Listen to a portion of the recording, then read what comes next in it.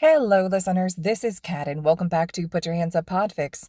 This will be the continuation of Weekend at Bakugo. This will be Part 8, Chapter 8.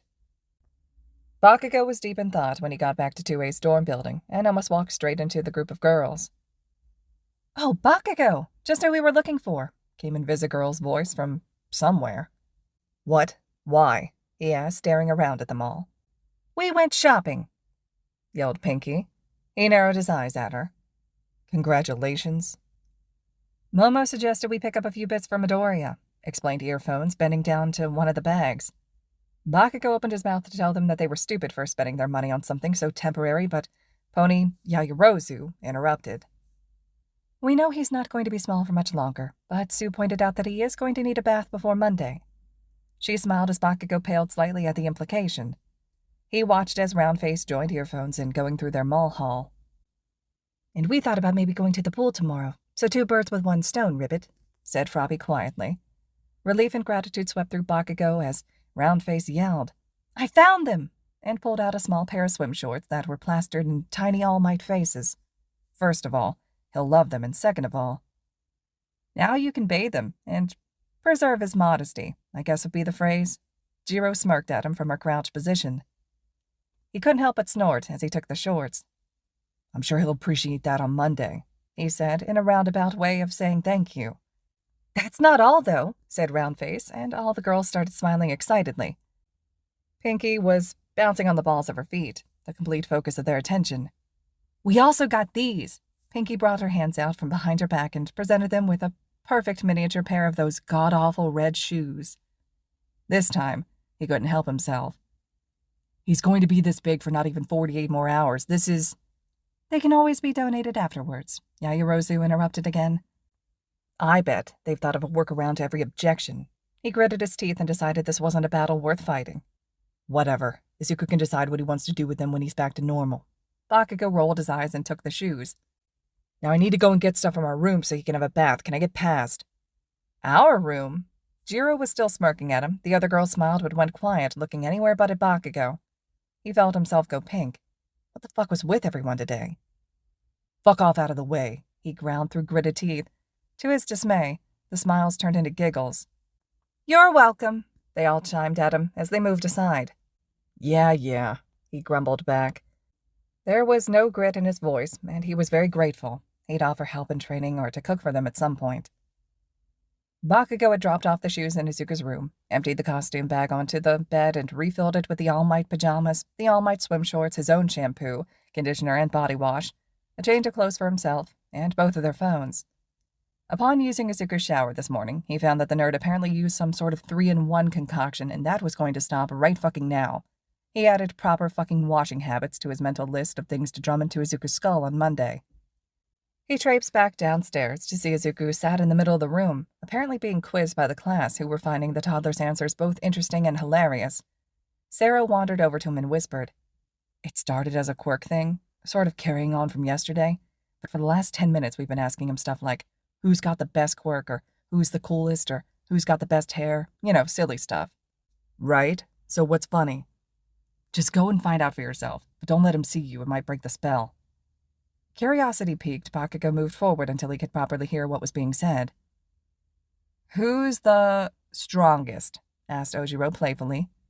"Kacchan," came Izuku's answer, loud and certain. Well, duh. He'd say that if he wasn't 4 years old, albeit with more muttering and analysis, but that's where he'd get to. He saw Kaminari spot him and narrowed his eyes when Dun's face grinned. "Who smells the best?" he asked. The crowd groaned. "Seriously, dude?" Kirishima started. "Kacchan," Izuku answered, sure as anything.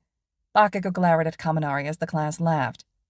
"Well, now, he could just be messing with us, because that's been his answer for everything," chuckled Sato. "One way to find out," said Jiro, clicking her fingers. "Zuku, who's the manliest?" "Kiri!" Zuku shouted, pointing at Kirishima. The class cheered as Kirishima wiped a fake tear from his eye, stating that he was so proud of the little man. Bakugo nearly laughed this time. Izuku had picked up that tidbit from their walk over to Ground Beta that morning. "One more, just to be sure," announced Pinky, and the glint in her eye suddenly choked the laughter in Bakugo's throat. She bent down to Izuku's level and asked very clearly, "Zuku, sweetie, who do you think is the prettiest in the class?" Kacchan, Izuku declared without missing a beat.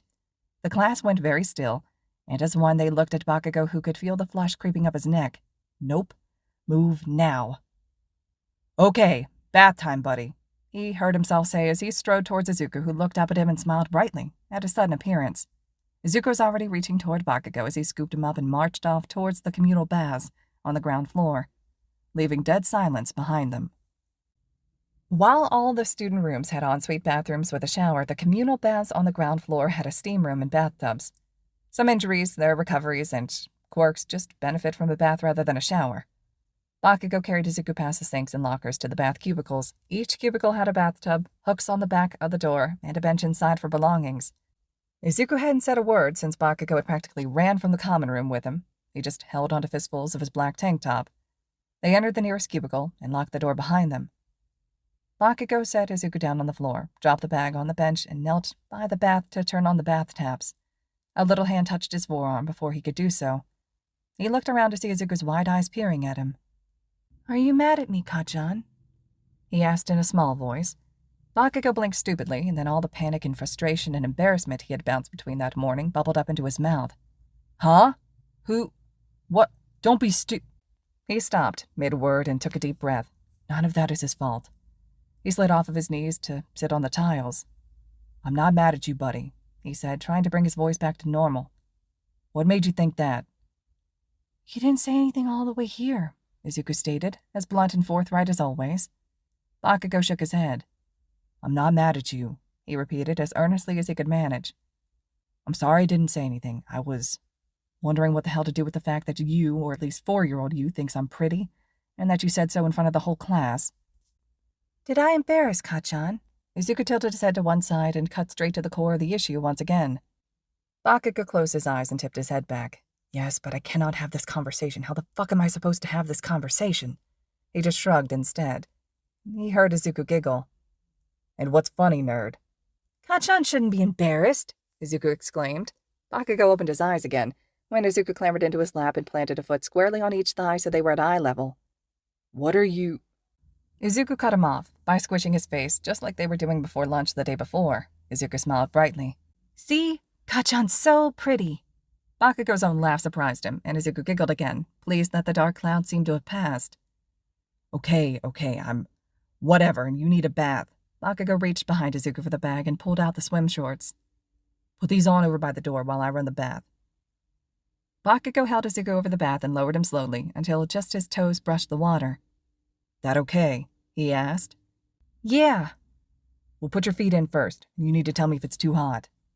"It's okay, Kacchan. It's not too hot, promise."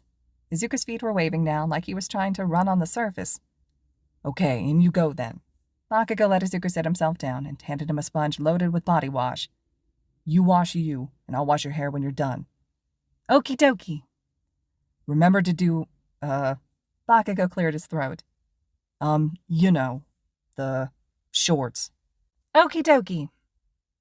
Bakugo honestly had no idea if Izuku understood what he was trying to say, but he was just going to have to leave this one up to chance. He sat down, back against the bath, knees up with his arms crossed on top. "Kacchan." "Why have I got to wear shorts in the bath?" Izuku asked, splashing around. "Well, privacy and all that jazz. Thank fuck no one else was here to hear that one." "But we have baths together all the time." Bakugo bowed his head to his arms, hiding his face from no one. "Not anymore, kiddo." He wondered how far he should try and explain. "Oh." And Izuku sounded so disappointed. "Why? They were fun. We had toys and stuff and splash fights." Bakugo snorted at the memory of them being very small, smaller than Izuku was now, trying to create a storm for their toy boats to battle through and nearly flooding his parents' house in the process. The telling off they'd gotten afterwards had been spectacular. "You're not supposed to when you get older, and baths aren't big enough for 2 grown-ups anyway." Izuku almost seemed satisfied with that, almost. "But you're not a grown-up." "I'm more grown-up than you," Bakugo pointed out. "Yeah." Izuku frowned in confusion. How come you're older than me now, Kacchan?"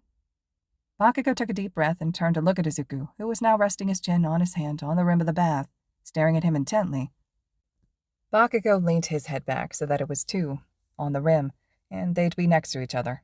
No point in lying, but it's not worth confusing him either. Bakugo tried to explain as best he could what had happened while keeping to the bare essentials, but on the condition that Izuku hurried up and got himself all washed up before the water went cold. However, he needn't have worried about the complexities of the situation because only one thing stood out to Izuku. "I go to UA High School," Izuku whispered incredulously. Bakugo nodded. "And all those people with super cool quirks that I've been talking to are my classmates? Toto and Chaco and Kiri, and you're my classmate? And we're studying to be heroes?" Izuku stared at Bakugo wide-eyed, and he received another nod in confirmation. "Please don't hyperventilate in the bath." "Wow." Izuku breathed out and slowly went back to washing himself, albeit with a far-off look in his eyes, and a big, wide smile on his face. The corner of Bakugo's mouth tugged upwards at the sight, and he turned his face to the ceiling again, still resting his head on the bath.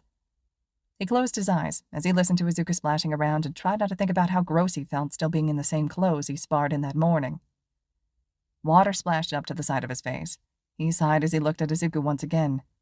Izuku was grinning unabashedly, and just as Bakugo opened his mouth to ask what precisely Izuku thought he was playing at, a huge scoop of lukewarm water hit him full in the face.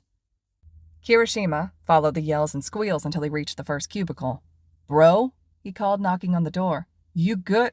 The door flew open, and he had to duck to avoid a sopping wet sponge hurtling through the air. It hit the tiled wall behind him with a satisfying smack. "Ha! You missed, nerd!" yelled Bakugo as he walked back to the bathtub, leaving the door open. Kirishima noticed with interest that Bakugo's face was flushed. He was soaked from head to toe and looked as carefree as he had when Kirishima had found him on top of the wardrobe yesterday. "You cheated!" Izuku yelled back indignantly, standing in the tub with his hands on his hips. "Did not!" teased Bakugo, shaking his head with his chin in the air.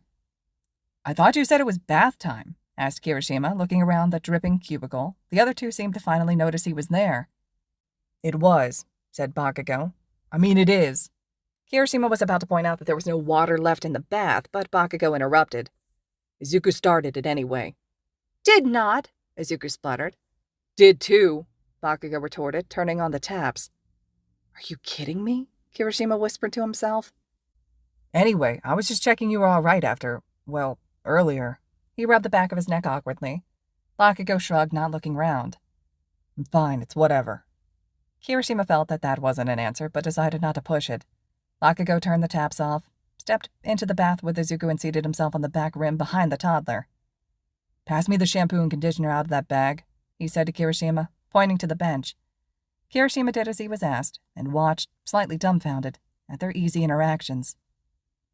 Kirishima thought it was great that Bakugo and Midoriya had been getting on so much better than they had been when they first started at UA. They had hit a very sudden turning point when, in the middle of one of their standard screaming matches during training, Bakugo had started apologizing for a bunch of stuff that made no sense at all to the rest of the class. As expected, Midoriya had cried, and Kirishima was pretty sure he would have just kept crying until he completely dehydrated if Bakugo hadn't shook him and yelled, "I swear to fuck, Deck, if you don't stop crying, I'll take it all back." And that had pretty much been that. To Kirishima's knowledge, anyway, the only real difference after that, besides Bakugo becoming generally more pleasant to deal with, was Midoriya matching Bakugo's barbs with retorts of his own. Sassy Midoriya took some getting used to, but was both refreshing and highly entertaining. But this was something else entirely. It was infectious and bewildering at the same time, and it warmed Kirishima's heart. The bewilderment must have shown on his face, though, because Midoriya's voice piped up from the bath where he was sitting between Bakugo's feet, his curly hair foaming as Bakugo worked in the shampoo. "Kacchan's okay, Kiri. He was just embarrassed." "Shut it, nerd. I'll wash your mouth out with shampoo," Bakugo grumbled. Kirishima just nodded. Yeah, he'd been able to work that out, as had the rest of the class. "No one will mention it again, dude, and Mina's really sorry she didn't." "I'll wash yours out too if you keep talking." Bakugo pointed a sudsy finger at him in warning. Kirishima made a show of zipping his mouth shut, and he held his hands up in surrender. Bakugo told Midoriya to shuffle forwards, then lie back so his hair could be rinsed. "Am I all done now?" "Nope. Conditioner next, then you're done, and I can have a shower." Finally, he threw the shampoo bottle back to Kirishima. As Kirishima replaced the bottle in the bag, he spotted the phones. He also found that while Bakugo's phone was locked, Midoriya's wasn't. He grinned. "Now you're done," Bakugo declared, hauling Izuku to his feet. He reached for a towel that was only slightly damp after their shenanigans earlier on. He gave Izuku's hair A quick rub to help stem the dripping, lifted him out of the bath, and then wrapped the towel around his little shoulders and tied the corners under his chin so it felt like a cape. "Need a hand, little man?" he heard Kirishima ask. "Yes, please." Izuku pitter-pattered across the still wet floor towards him. Bakugo unplugged the bath, put the conditioner back in the bag, and took out his phone. There was a missed call from his mom. Shit, only 20 minutes ago, though, and she hadn't called again, so it couldn't be urgent. He'd call back after he'd showered. He opened the camera and took a picture of Izuku having his hair towel-dried by Kirishima.